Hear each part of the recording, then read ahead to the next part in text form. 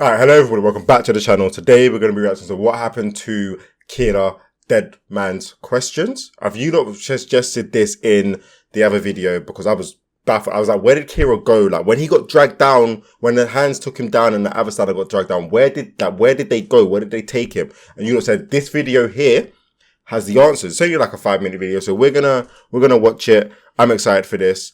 Let's go.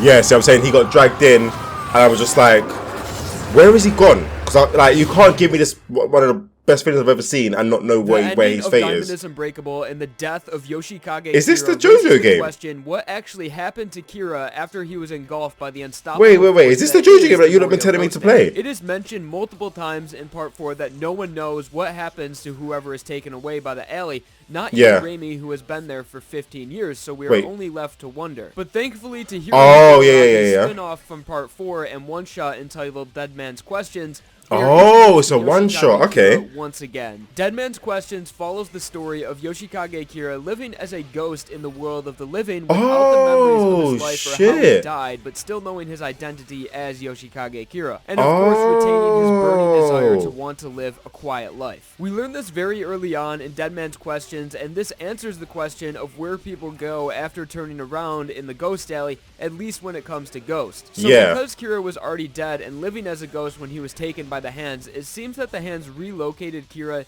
taking most of his memories from the time that he was alive and slightly changing his appearance. So it's unclear what happens to things that were alive at the time, or even stands that were taken by the ghost alley. That's true, because I want to know what happens to that stand as well. Or maybe even the hands from the ghost alley are very specific to every single individual that it takes. So maybe it did this one thing for Kira because this is what Kira deserved, or this is what his afterlife should be, and it would be completely different for someone else that wasn't Kira. So in order to be 100% sure of what the ghost hands do, we would have to take a look at a couple cases of things that were taken by the ghost hands and not just Kira's case specifically. Slap it on me. Is this the Jojo? This game looks sick. I'm not gonna lie. This is all we're left with. So after the events of part 4, Kira is living out his days looking for a place to rest while trying to find his happiness by making his job his purpose for life. Kira works as sort of a hitman for local monks in exchange for money. It is also established early on in the story that life is hard as a ghost and there are certain and very specific rules that need to be followed, such as ghosts needing permission to enter rooms that have a living person inside of them, but they are able to enter rooms freely that are empty. And also, if a ghost touches someone unwillingly, the ghost will lose the limbs that made contact. So even in the author notes of Dead Man's Question, Hirohiko Araki makes it very clear that there needs to be rules for people even after their life. Rules to follow that in cases can make people's life even harder in the afterlife. So he states, in the world of life after death, if the spirit lives on,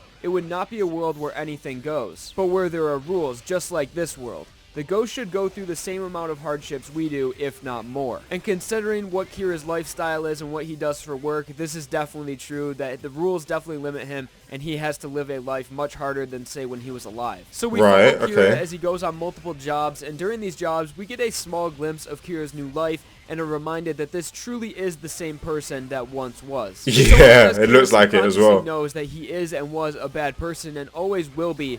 As 100%. No problem killing people as a ghost, and it is just part of his everyday life and doesn't even really question it. And at one point, Kira even says that he is certain that he will not go to heaven, but if time continues forever, he may find some sort of happiness by making his job his purpose for living. The reoccurring theme of this story is Kira trying to find a place to rest, but we never do see Kira find that rest, as it is assumed that he never will, as the last words spoken to Kira after he was taken away by the ghost alley were, "I'm sure it's somewhere you won't be able to rest in peace." Oh, shit.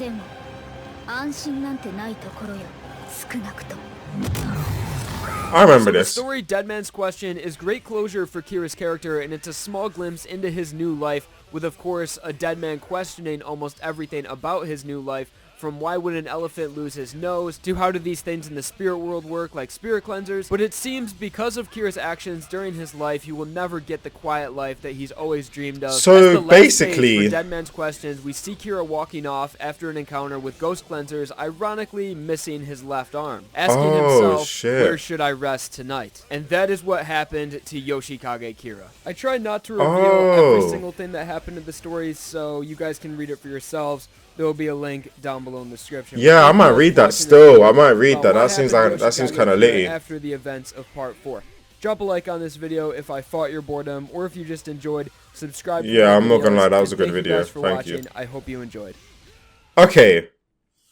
First of all, what JoJo game was that? Because that looked lit, and I want to play it. Is that the Heavens thing that you don't keep telling me about?